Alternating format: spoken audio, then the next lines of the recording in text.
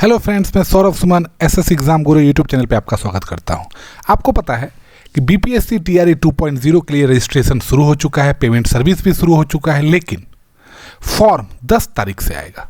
पर फॉर्म भरने में इस बार आप पिछली बार की तरह गलती नहीं कर सकते, क्योंकि पिछली बार एक फर्स्ट टाइम था तो आपको बहुत बार रियायतें दी गई थी, ये एडिट ऑप्शन, लेकिन इस बार आप उम्मीद कम रखिए, क्योंकि देखिए हम हर समय दूसरे के भरोसे नहीं रह सकते।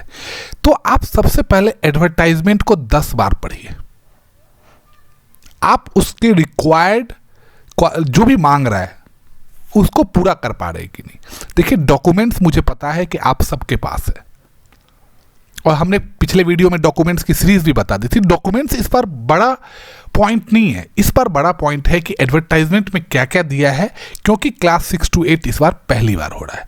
मैं आपको फॉर्म भी दिखाऊंगा, फॉर्म में क्या दिक्कत होगा, और एडवर्टाइजमेंट में देखिए मैं आपको एडवर्टाइजमेंट का जो मेन पॉइंट है वो बता रहा हूँ। ये सीट वीट अब सेकेंडरी पॉइंट हो गए, सीट की संख्या क्या होगी, अब 1 भी होगी तब भी फॉर्म भरना है, और 1 लाख भी होगी तब भी फॉर्म भरना है।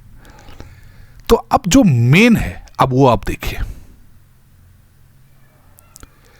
आपने जब क्लास 6 to 8 के लिए जो भी देख रहे हैं, भारत का नागरिक है मतलब डोमिसाइल खत्म है। अब मध्य विद्यालय के लिए सीटेट पेपर 2 होना चाहिए, और माध्यमिक विद्यालय के लिए मतलब उच्च माध्यमिक और माध्यमिक 9, 10 और 11, 12 के लिए STT 1 और STT 2। हम आपको आज ये भी बताएंगे कि STT 1 या STT 2 जो अभी आपने 2023 का पेपर दिया है, उसमें सर्टिफिकेट को डाउनलोड करने के बाद उसमें आपका रजिस्ट्रेशन नंबर क्या होगा, डेट क्या होगा, जो आज के बाद 10 तारीख को फॉर्म भरने में सबसे ज़्यादा ज़रूरत होगा। अधिकतर लोग इसी में यही गलती कर देते हैं। अब मैं आपको जो बताने के लिए आ जाया हूँ, इसमें मुख्य रूप से समझ लीजिए, इस बार जो क्लास 6 to 8 का एग्ज़ाम होगा वो 3 कैटेगरी में आप फॉर्म भर सकते हैं। पहला, आप गणित या विज्ञान के टीचर बनेंगे, दूसरा आप सामाजिक विज्ञान के टीचर बनेंगे, या तीसरा आप भाषा या लैंग्वेज के टीचर बनेंगे। अब आपके पास सिर्फ 3 ऑप्शन है, तो इस 3 ऑप्शन के लिए कैटेगरी क्या चाहिए, मतलब क्वालिफिकेशन क्या चाहिए, ये सबसे ज़्यादा ज़रूरी है। चलिए हम आपको ये चीज़ दिखाते हैं, और ये चौंकाने वाला है। अब चौंकाने वाला क्यों है, अब आपको मैं थोड़ा जूम कर देता हूँ जो आपको अच्छे से दिखे। स्नातक चाहिए, देखिए पहला लाइन देखिए, स्नातक, चलिए ग्रेजुएशन हो गया, और प्रारंभिक शिक्षा में 2 वर्षीय डिप्लोमा, मतलब आप DLED किए हुए होने चाहिए। तो ये तो सबको क्लियर हो गया। कम से कम 50% अंकों सहित स्नातक, मतलब ग्रेजुएशन या स्नातकोत्तर या पोस्ट ग्रेजुएशन, और बीएड। क्या लिखा हुआ है, और बीएड।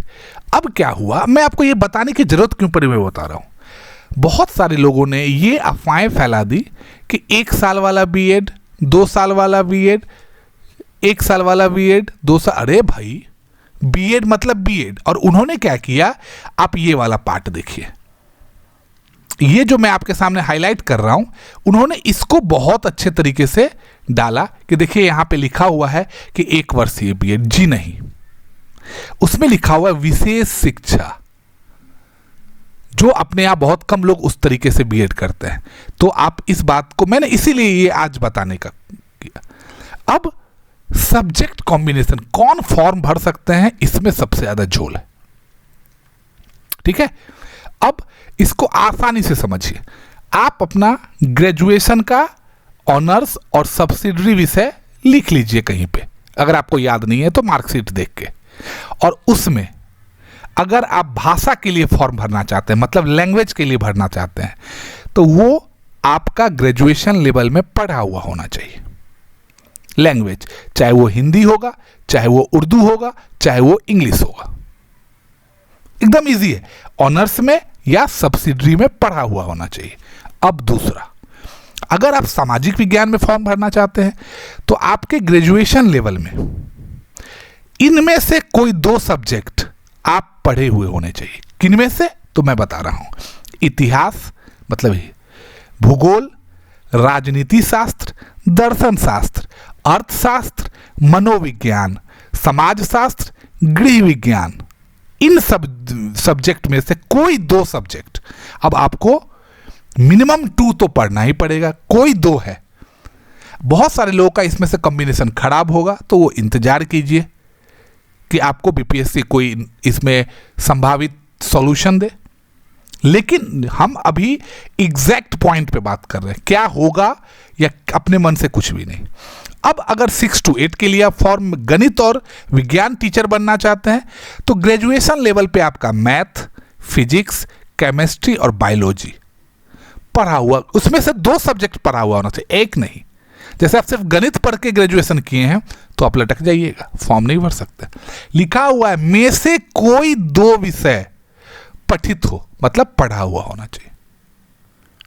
तो अब ये बात अपने दिमाग में बहुत अच्छे से फिट कर लीजिए।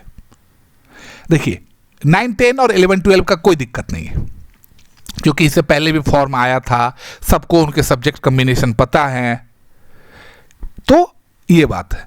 मैं आपको इसलिए बोल रहा हूं कि आप एक भी चीज गलत मत भरिए। देखिए आप लोगों ने आवाज जो भी पिछले TRE 1.0 दिए हैं असफल रहे हैं, उन्होंने आवाज उठाया था, सफल रहे हैं, उन्होंने भी जो सही तरीके से सफल हुए उनको कोई दिक्कत नहीं, लेकिन जो फर्जी तरीके से सफल हुए हैं, मैं आपको बता रहा हूँ अभी बहुत सारी बातें आउट नहीं हो रही है, पर रोज इतना भी 3 लेवल का चेकिंग चल रहा है। तो इन चेकिंग के कारण क्या होगा कि एक भी फर्जी रह नहीं पाएगा, क्योंकि आप लोगों ने आंखें खोली, बीपीएससी की शिक्षा विभाग का बताया लोगों के बारे में, फर्जी के बारे में, उन्होंने आंखें खोल ली और बीपीएससी और शिक्षा विभाग पूरी कमर कस के फर्जी स्टूडेंट को पकड़ने पे लगा हुआ है, और उसके बाद ही सेकेंड सप्लीमेंट्री मेरिट लिस्ट निकलेगा। तो हम आपको सब्जेक्ट कॉम्बिनेशन के लिए और सिलेबस के लिए ये पॉइंट बता रहे हैं।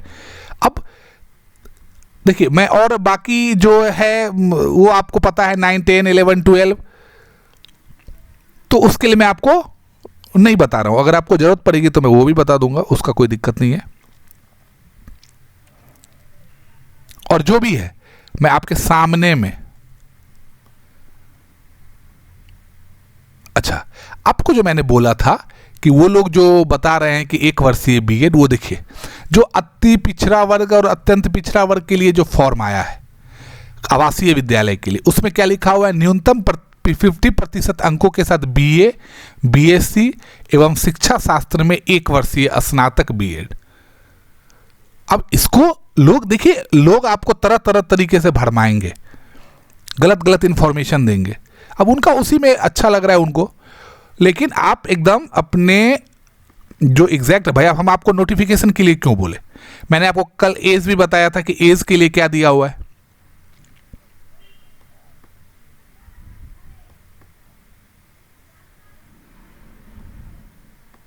हाँ, अब ये आ गया सिलेबस। देखिए सिलेबस का कोई यहाँ पे पिछला जो एग्जाम दिए उनको पता है कि सिलेबस का कोई वैल्यू तो नहीं है। क्यों नहीं है? आपको पता है कि ये क्या क्वेश्चन पिछली बार दिए थे, लेकिन फिर भी इस बार वो इस चीज को आंक गए हैं कि देखिए पिछली बार क्वेश्चन देने के कारण कितना उनका बुराई हुआ था, मतलब बोला गया था, फजीयत हुआ था कि बिहार पीपीएससी के सीसी टाइप का पेपर डाल दिया है। तो अब चलिए, हिंदी, उर्दू, बांग्ला और अंग्रेजी, ये तो इजी रहेगा, सिर्फ पासिंग रहेगा, 9 मार्क्स रहेगा, आप आराम से पास कर जाएंगे 30 में। इंग्लिश का 2-4 क्वेश्चन बन ही जाएगा 8 में से, और 22 क्वेश्चन हिंदी का रहेगा, वो बन जाएगा बहुत इजी। चलिए उसके सिलेबस पे के लिए ज़्यादा टेंशन नहीं लेना है, लेना है 40 मार्क्स के क्वेश्चन के लिए जो जीएस से आएगा, जीके एंड जीएस से। अब उसमें क्या रहेगा, देखिए 10 से 12 क्वेश्चन, तो आप ये समझ लीजिए कि आपका रीजनिंग, मैथ, मेंटल एबिलिटी इससे रहेगा 10 से 12 क्वेश्चन। बाकी जो बचता है 28 से 30 क्वेश्चन, वो रहेगा करंट अफेयर, सामान्य विज्ञान, सामाजिक विज्ञान, भारतीय राष्ट्रीय आंदोलन, भूगोल और पर्यावरण। अब जो तीसरा पार्ट है क्लास 6 to 8 के लिए, जो 80 मार्क्स का क्वेश्चन होगा, उसमें आपको पता है कि अगर आप मान लेते हैं गणित एवं विज्ञान चुनते हैं, क्योंकि आप 3 कैटेगरी चुनिएगा, गणित विज्ञान, सामाजिक विज्ञान, हिंदी, उर्दू, संस्कृत एवं अंग्रेजी, यही जो लैंग्वेज पेपर है। अगर आप गणित और विज्ञान करते हैं तो अब यहां पे दिक्कत होगा। इसके लिए आपको फॉर्म के दिन का इंतजार करना पड़ेगा। कैसे, मैं वो बता रहा हूं। जैसे गणित और विज्ञान में आपने देखा था कि किन्हीं दो विषय का चयन होना चाहिए, तो आपने अगर चयन किया फिजिक्स और केमिस्ट्री का, तो आपका मतलब पूरा का पूरा सिलेबस फोकस किसका हो गया? Physics chemistry. तो आपको क्या लगता है कि ये आपको सिर्फ यही आएगा पेपर में, मैथ नहीं आएगा? मतलब आप जो दो सब्जेक्ट सिलेक्ट कर रहे हैं वही आएगा, बाकी नहीं आएगा। तो इसके लिए आपको इंतजार करना पड़ेगा किसका? तो ऑनलाइन फॉर्म का। अब मैं क्यों बोल रहा हूं, अगर मान लीजिए इस टाइप से पेपर बनेगा क्लास 6 to 8 में कि जिसका जो सब्जेक्ट है, लेकिन आप इसकी उम्मीद मत रखिएगा। जब कट ऑफ आएगा, जब रिजल्ट आएगा, तो गणित एवं विज्ञान के टीचर का एक साथ रिजल्ट आएगा ना। ये तो नहीं आएगा कि फिजिक्स और केमिस्ट्री जिन्होंने चुना था उनका अलग रिजल्ट, मैथ और केमिस्ट्री बायोलॉजी जिन्होंने चुना था उनका अलग रिजल्ट। तो आप ये मान के चलिए कि 50% क्वेश्चन मैथ से रहेगा और 50% क्वेश्चन में फिजिक्स, केमिस्ट्री और बायोलॉजी रहेगा। मतलब 40 क्वेश्चन गणित से और 40 क्वेश्चन में जो विज्ञान वाला पोर्शन है उसमें बायोलॉजी, फिजिक्स और केमिस्ट्री तीनों रहेगा। मतलब भौतिकी, रसायन और जीव विज्ञान। सामाजिक विज्ञान में तो खिचड़ी हो जाएगा, जितने भी सब्जेक्ट दिए गए हैं 80 क्वेश्चन में सभी रहेंगे।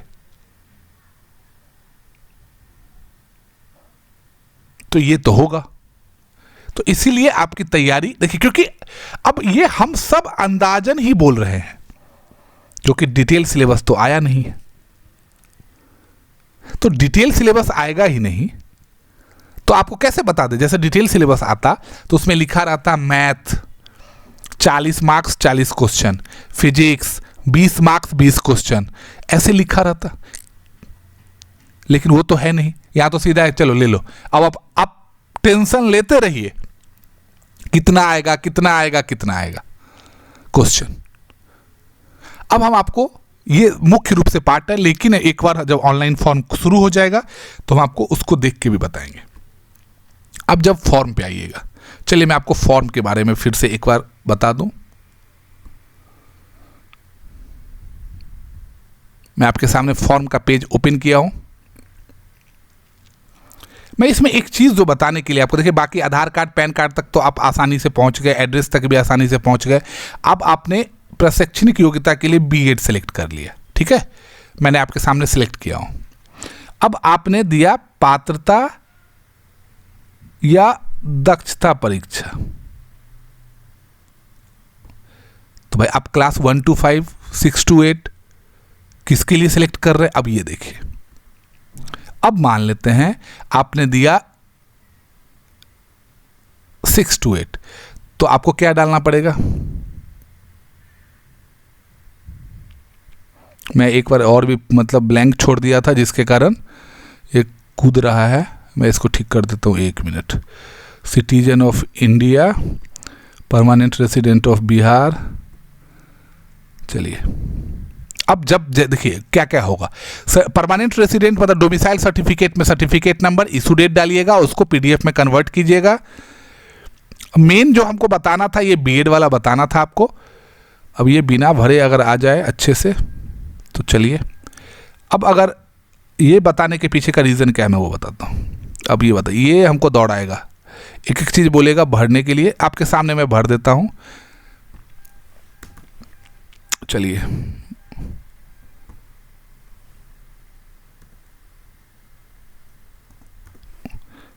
नहीं भरेंगे तो ये हमको पागल कर देगा।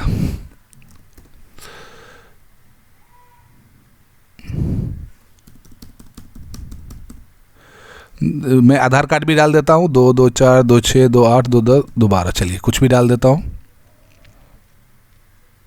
अब अपलोड नहीं किया तो मेरे को फिर दौड़ाएगा, मुझे पता है, फिर भी ट्राई करते हैं। चलिए सब मेरे डाल देते हैं, मेल डाल देते हैं। No no no no no, मैं ये जो दिखाने के लिए कर रहा हूँ वो कि उससे आपको ये पता चल जाए कि क्या है, क्योंकि मैं आगे का जो चीज़ बताने वाला हूँ वो आप दिखा देता हूँ मैं। चलिए ओके,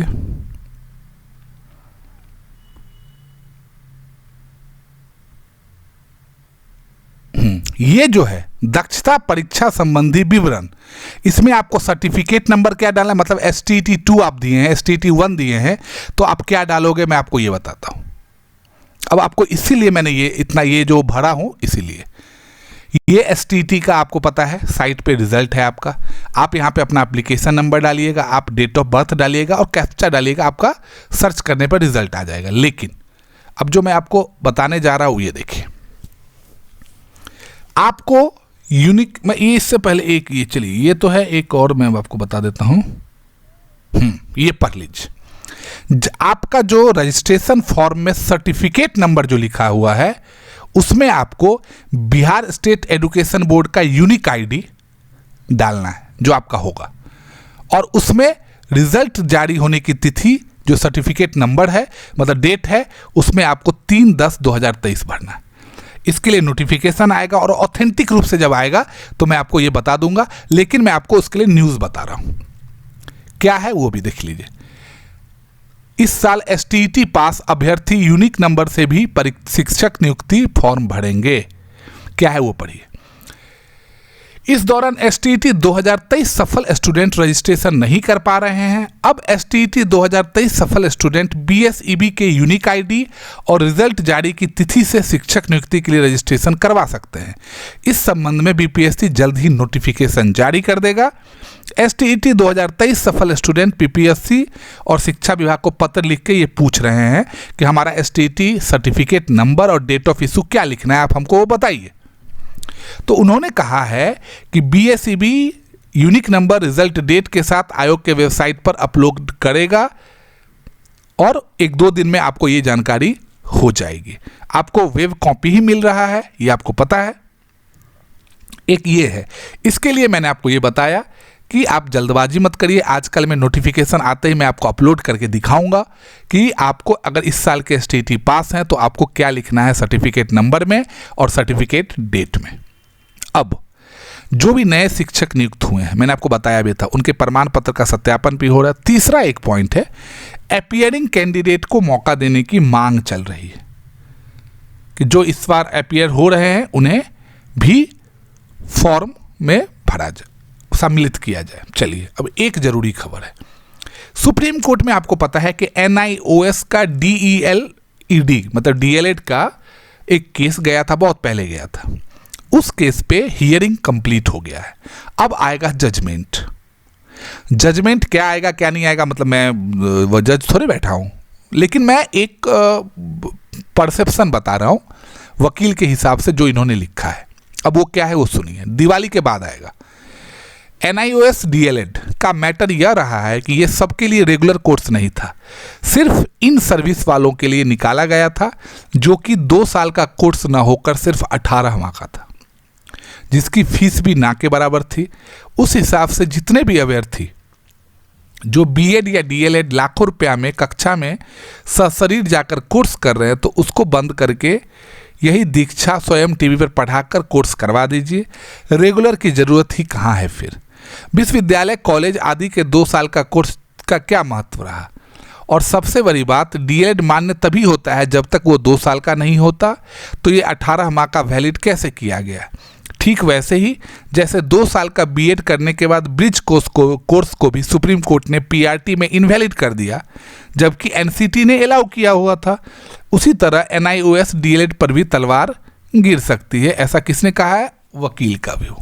ठीक है, मेरा व्यू मत समझ लीजिएगा। अब ये जो कोर्ट केस चल रहा है, इसका जजमेंट आएगा। मुख्य रूप से यही है कि DLED का 2 तरीका था। एक था रेगुलर, जो एक अच्छी फीस के साथ लोगों ने कॉलेज से किया। दूसरा था NIOS, आप किसी कॉलेज में काम कर रहे, स्कूल में पढ़ा रहे हैं, तो आपको एक दूसरे तरीके से DLED करने के लिए दिया गया था। लेकिन इसमें वही परसेप्शन बना हुआ है कि 24 महीने के जगह पे 18 महीने का DLED कैसे हो सकता है। तो अब चलिए, वो सब सुप्रीम कोर्ट के गेंद पाले में है। अब दिवाली के बाद उसका जजमेंट आएगा। हाँ, उसके जजमेंट का असर, अगर वो निगेटिव जजमेंट आता है NIOS DLED के लिए, तो अभी इस बार जो शिक्षक नियुक्ति हुई है उस पर असर पड़ेगा। बहुत सारे कैंडिडेट ऐसे हैं जो इन हाउस DLED किए हुए हैं। तो यही मुख्य रूप से था कि फॉर्म भरने में आपको दिक्कत नहीं होना चाहिए। किसी भी तरीके का दिक्कत होता है आप कमेंट करें, हम आपके लिए सॉल्यूशन ढूंढ के लाएंगे। जल्दबाजी ना करें। बाकी जो STT 2023 दी है मैं उनके लिए जल्दबाजी का बात बोल रहा हूँ। बाकी लास्ट डेट के लिए जो बाकी पुराने हैं वो उनके लिए सब कुछ पुराना है। सिलेबस 6 to 8 के लिए थोड़ा टेंशन है। 9, 10, 11, 12 का उनको पिछले बार का पेपर देख के पता है क्या आइडिया है। बाकी आप मेरे साथ जुड़े रहें, मैं आपके लिए हर एक ज़रूरी पॉइंट लेके आऊँगा। बहुत बहुत धन्यवाद आपका।